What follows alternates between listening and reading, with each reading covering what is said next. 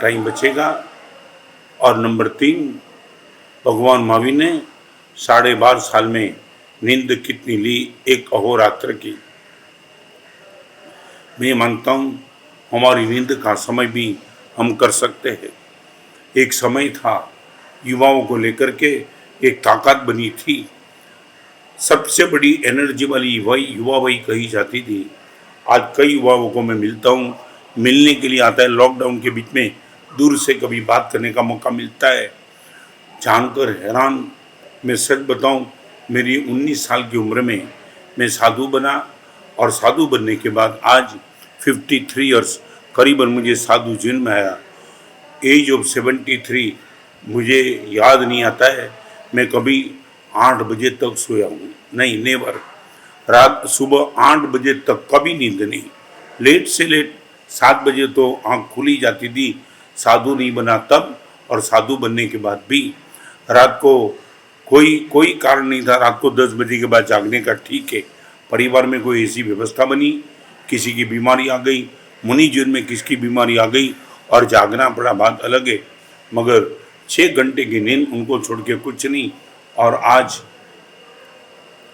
Average young generation को मैं पूछता हूँ, हैरान हो जाता हूँ, रात को 1 बजे, 2 बजे, 3 बजे, 4 बजे सोते हैं, सुबह 10, 11, 12, 1 बजे तक वो जागते हैं। पूरी प्रकृति की सिस्टम उन लोगों ने बिगाड़ दी है। इस यंग जनरेशन के पास जो पूरे शरीर में एनर्जी, ताकत, हौसला, उत्साह सब कुछ है, काम बहुत है, देश को आगे बढ़ाना है, खुद के जीवन को आगे बढ़ाना है, परलोक को अच्छा करना है, धर्म की आराधना करना है, और क्वालिटी टाइम वो लगा रहे नींद में। समझ में नहीं आता है दोपहर को 12 बजे और 1 बजे उठना। कई लोगों को मैं पूछता हूँ, यार ब्रेकफास्ट कब करता है, लंच कब करता है, डिनर कब करता है? बस सब अस्त व्यस्त है। 11 बजे उठने के बाद मन हो तो दूध पी लेता है, बाकी भगवान भरोसे उनका शरीर चलता है। ऐसी स्थिति में टाइम को मेंटेन करने की बात करने वाला शायद बेवकूफ़ माना जाता होगा। पूरी यंग जनरेशन ने ये सोच लिया लगता है जितना जीवन मिला है बस किसी हिसाब से जीवन को ख़त्म कर दो। ईट, ड्रिंक एंड बी मेरी, खाओ पियो मजा करो। और कहाँ तो कई जगह तो ऐसी व्यवस्था है, रात को 11 बजे तो घर से बाहर निकलते हैं। मैंने कई माता पिता को पूछा, आपका बेटा 11 बजे और 12 बजे घर से बाहर निकलता है, महाराज साहब हमारे संसार की बात आप जान भी नहीं पाएंगे। 12 बजे बेटा घर से बाहर निकलता है, न पूछता है, न राय लेता है, न कहाँ जा रहा हूँ वो बोलता है।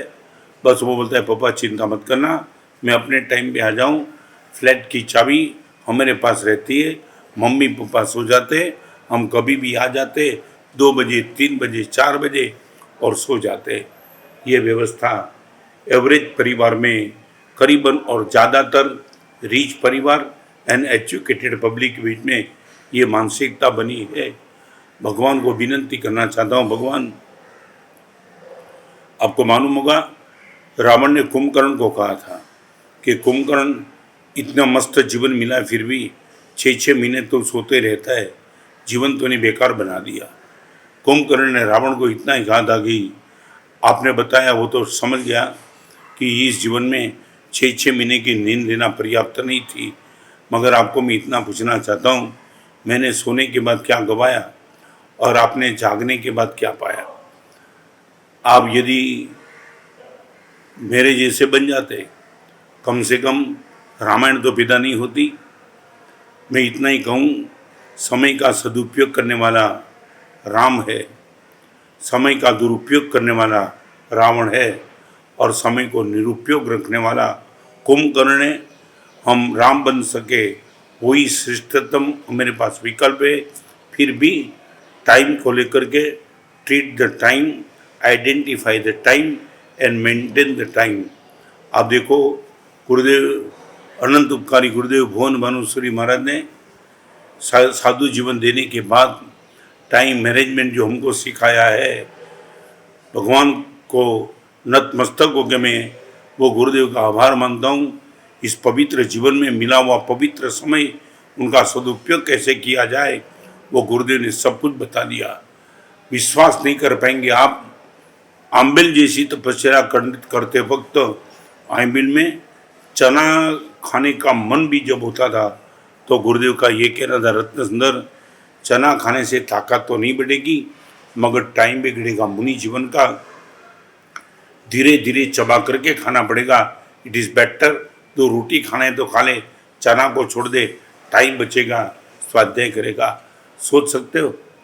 अनंत उपकार ये गुरुदेव डिकोमा एमसी लंदन फर्स्ट क्लास पर आपने खुद ने समय का इतना सदुपयोग किया और हम सब के पास समय का दुरुपयोग न हो, इसके लिए इतना बड़ा अलर्टनेस रख करके हमको बचाया।